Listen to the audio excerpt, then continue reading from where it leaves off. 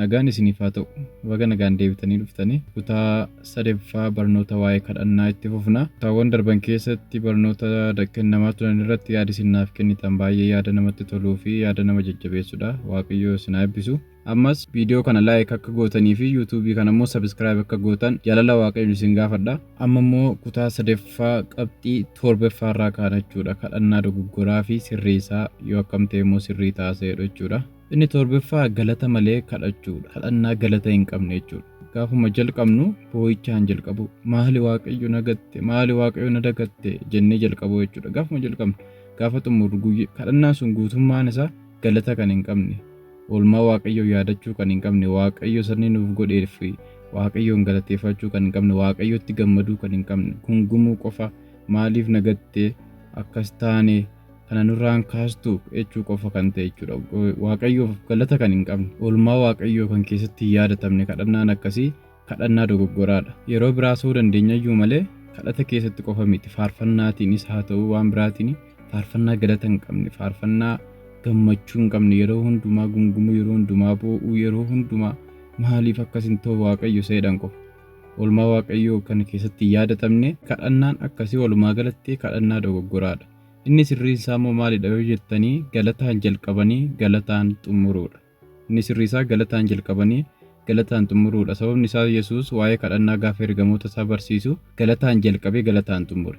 Fakkeenyaaf kadhata ergamootaa yookaan yaa abbaa keenyaa seenu keessatti yaa abbaa keenyaa waaqarra kan jiraattu maqaan kee haa qulqullaa'u jedhameeti kan inni jalqabu. Yeroo xumuramu immoo galanni ulfinni kan keetii jedhameeti kan xumurama mitiire. Kanaaf galataan jalqabamaa galataan xumuramaa jechuudha. Akkasuma Filiphisiyoos boqonnaa 4:6 Phaawulos akkas jedhee isaanitti dubbata isiniif hin dubbisa. Waan hundumaatti kadhataa fi himataan galata wajjin wanti isin barbaachisu Waaqayyo duratti akka beekamu godhaa malee waanuma tokkotti yaaddoo hin qabaatinaa. Maal wajjin? Galata wajjin kadhataa fi himataan Waaqayyo duratti akka beekamu godhaa malee waan tokkotti yaaddoo hin qabaatinaa jedha. Kutaa kana keessatti kan dubbatamaa jiru kadhataadha jechuudha. Himachuudha. Waan rakkannee waan nu barbaachise Waaqayyotti himachuudha. Waaqayyoon kadhachuudha. Inni immoo maal ta'uu qaba? Galata wajjin ta'uu qaba jechuudha. Gammachuudhaan ta'uu qaba jechuudha. Galata wajjin ta'uu qaba. Gammachuudhaan ta'uu qaba. Wanti nuti Waaqayyo duratti dhiyeessinu. Kadhannaan dogoggoraa inni torbaffaan galata malee kadhannaa galata of keessaa hin qabnedha. Kadhannaan sirriin isaa immoo inni kun gaafa sirreeffamu immoo galataan jalqabanii galataan xumuruun gammachuudhaan fuula Waaqayyo duratti kadhachuun haaluma keessa jiru sana keessa teenyee Waaqayyoon galateeffachuun sababiin isaas oolmaan inni nuuf ooletti caala. Sanuti amma kadhachaa jiru, sanuti amma barbaadaa jiru kanarra isa darbetti caala. Isa Waaqayyo nuuf godhetti caala waan ta'eef gammachuudhaan Waaqayyoon galateeffachuun nurraa eegamaa jechuudha. Oolmaa isa kaan utuu dhiifne, fayyaa ta'uu keenya utuu dhiifne, qaamni keenya nagaa ta'uu isaa utuu dhiifneeti, waan arganne lakkaa'uu utuu dhiifneeti jireenya bara bara argachuun keenya qofti oolmaa guddaa isa hundumaarra caaludha. Isa kanaafiyyuu galateeffannee fixuu hin dandeenyu. Kanaaf galata of keessaa dhabuu hin qabu kadhannaan keenya. Yeroo jalqabnu boo'ichaan jalqabnee boo'ichaan xumuruu hin qabu. Galateeffachuu qabna Waaqayyoon. Waan inni nuuf godhe kana hundumaaf waan isaa goonu hin qabnu. Kan inni nurraa barbaadu kan nuti gochuu dandeenyus galata qofaadha jechuudha. Kan nuti isaa kennuu dandeenyu galata qofaadha. Isumayyuu dhowwannee immoo isumayyuu dhiifnee immoo jalqaba amma dhumaatti boo'ichuma qofa yeroo ta'u gaariin ta'u gammachiisaan ta'u Waaqayyoonis hin gammachiisu. Galataan jalqabnee galataan xumuruun baay'ee barbaachisaadha. Inni 8ffaan yeroo hundumaa kadhachiifachuudha. Kunis haala kadhannaa dogoggoraadha. Yeroo hundumaa kadhachiifachuu, yeroo hundumaa gara raajotaa, yeroo hundumaa gara paasterii, yeroo hundumaa gara tajaajilaa dhaqanii kadhachiifachuun dogoggoraadha. Yeroo hundumaa jechaan jira kadhachiifachuu miti dogoggorri. Yeroo hundumaa kadhachiifachuu. Sababiin isaas waan ofii keenya Waaqayyoon hin dhageessifanne goonee of yaaduun dogoggoraadha. Namni hundumtuu karaa Yesuus Kiristoosidha waan ta'eef kan inni Waaqayyo abbaa duratti fudhatame nama kam wajjiniyyuu nutis walqixuma Waaqayyoon dhageessifachuu dandeenya. Ana caalaa isaanti Waaqayyotti dhiyaata jedhanii yaaduun, ana caalaa isaanti Waaqayyoon dhageessifachuu danda'a jedhanii yaaduun, ana caalaa isatti qulqulluudha, ani cubbamaadha, ana Waaqayyo feetu na dhagaa jedhanii yaaduun baay'ee dogoggoradha. Sababiin isaas Waaqayyo nama hundumaayyuu kan inni simatee amma qajeelummaa keenya, amma qulqullummaa keenyaati utuu hin ta'in amma qajeelummaa fi qulqullummaa Yesuus Kiristoosinidha. Akka nuti akkasitti yaadnu kan nu godhe raajota sobduudha. Warra yoo ani isiniif kadhadhe malee, karaa koo yoo gara Waaqayyotti dhiyaattan malee, ammas kaffaltanii ammas yoo isinii kadhadhe malee warra jedhantu sammuun keenya akka akkasitti yaadu nu godhe. Nuti ofii keenyaatti kadhannee Waaqayyoon dhageessifachuu inuma dandeenya. Akkuma isaan Waaqayyoon dhageessisan nuunis Waaqayyoon hin dhageessifannu. Waaqayyo nuunis nu jaallata, nuunis nu dhaga'a, nuufis nu deebisa. Sababni isaas nutis cubbamootadha, isaanis cubbamootadha. Nuti Yesuusiin simatamne, isaanis Yesuusiin simataman. Kanaaf yeroo hundumaa kadhachiifachuun dogoggoradha. Inni sirriin isaa immoo waliif kadhachuudha. Kanadha kan wangeelli nu barsiisu waan ta'eef waliif kadhachuudha kan wangeelli nu barsiisu. Atis isaaniif hin kadhattaa, isaaniif siif hin kadhatu malee waliifidha kan kadhatamu malee nam tokko qofatu nama hundumaaf kadhata miti. Inni kun afeera. Inni dur kakuu moofaa keessatti luboota malee warri kaan waaqayyotti dubbachuu, waaqayyotti dhiyaachuu hin danda'an turan. Namoonni warri kaan gara lubootaa dhaqanii waan aarsaa godhanii hoolaa haa ta'u waan mana keessaa qaban geessanii yookaan bitanii dhaqatanii qalanii aarsaa godhaniidha kan isaan waaqayyo biraatii karaa lubootaa araara argachaa turan. Inni kun afeera kakuu moofaadha. Inni kakuun haaraa dhiiga Yesuus Kiristoos namni hundumtuu waaqayyo duratti dhiyaatee kadhachuu ofii isaatii itti dubbachuu abbaa jedhee waaqayyo waammachuu hin danda'a. Bara kakuu moofaayyuu luboonni maallaqa fudhatanii miti kan isaan saba kana tajaajilaa turan. Amma garuu utuma nuti waaqayyoon ofii keenya kadhachiifachuu dandeenyu namoonni baay'een yoo kaffaltan malee waaqayyo isiniin hin dhaga'u, yoo kaffaltan malee yoo anaaf kaffaltan malee jechaa jiru. Yaaqoob boqonnaa 5 lakkoofsa 16 isiniif hin dubbisa. Yoos dhukkubatti akka fayyifamtanitti cubbuu keessan walitti madhaa, waliifis kadhadhaa. Kadhannaan nama qajeelaa waan baay'ee hojjechuu hin danda'a jedha. Waliifis kadhadhaa, cubbuu keessan walitti madhaatii waliif kadhadhaa jedha. Maatiin mana tokko keessa wajjin jiraatu raajii tokkoyyuu utuu hin barbaadin, tajaajilaa tokkoyyuu utuu hin barbaadin, keessumatti warra maallaqaa malee dhangana gargaarsa nama tokko malee maatiin walitti matee waliif kadhateennaan waaqayyoon dhageessifachuu hin danda'a.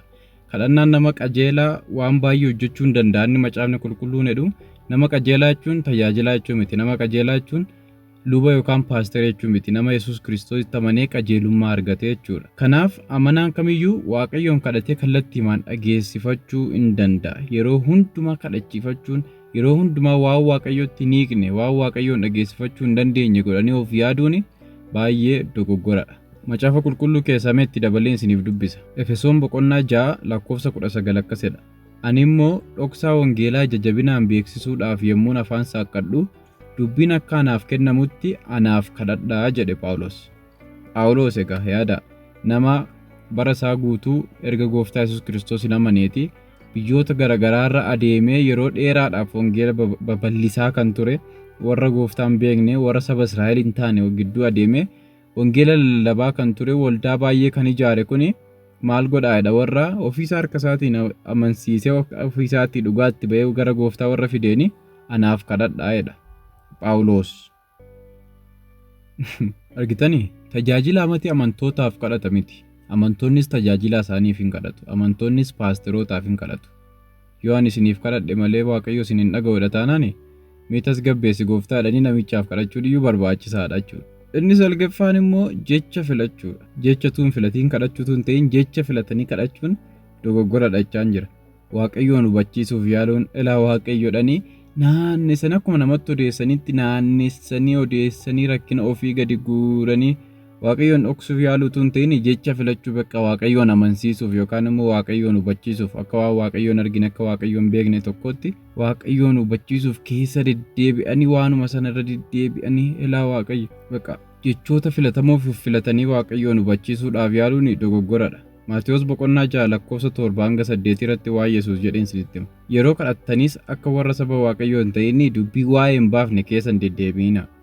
Baay'ina dubbii isaaniitiif waan isaaniif dhaga'amu isaanitti fakkaata. Waan keessa deddeebi'aniif, waan irra deddeebi'anii waan sana waaqayyootti himataniif waan isaaniif dhaga'amu isaanitti fakkaata. Lakkoofsa 8 akka isaanii hin ta'ina. Abbaan keessan utuudhuma isin hin himatin iyyuu waan isin barbaachisu hin beekaa jedha macaafni qulqulluun. Utuma isin hin himatin iyyuu waan isin barbaachisu hin beeka. Inni ani jechaa jirummoo warra akkam godhanidha. Waaqayyo sichatuun ittiin himin iyyuu beeku kana hubachiisuudhaaf jechoota filatanii, jechoota amansiisoo ta'an filatanii, jechoota baay'ee baay'isuudhaan waaqayyoon amansiisu, waaqayyoon dhageessisu, waaqayyoon gaddisiisanii akka inni dafee isaaniif raawwatu gochisiisu warra yaalaniin jechaa jira. Kun dogoggoradha. Inni sirrii isaa immoo gaafa kun sirreeffamu akka mucaatti kadhachuudha. Akka mucaa abbaa ishee waan ishee barbaachisu tokko gaafachuutti jechuudha. Sababni isaa nuti mucaa waaqayyoo yookaan immoo ijoollee waaqayyoo taaneerra. Roomee boqonnaa 8 lakkoofsa 14 irraa kaasee isiniif dubbisa. Warri hafuura waaqayyootiin geggeeffaman hundinuu ilmaan waaqayyooti. Hafuurichi isin fudhattan hafuura ilmummaatti guddifamuuti malee hafuura garbummaa isa sodaa jalatti isin deebisu miti.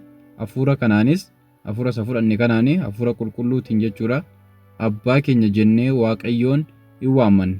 Hafuurri Waaqayyoo hafuura keenya wajjin walii galee ijoollee Waaqayyoo ta'uu keenya dhugaa hin ba'a.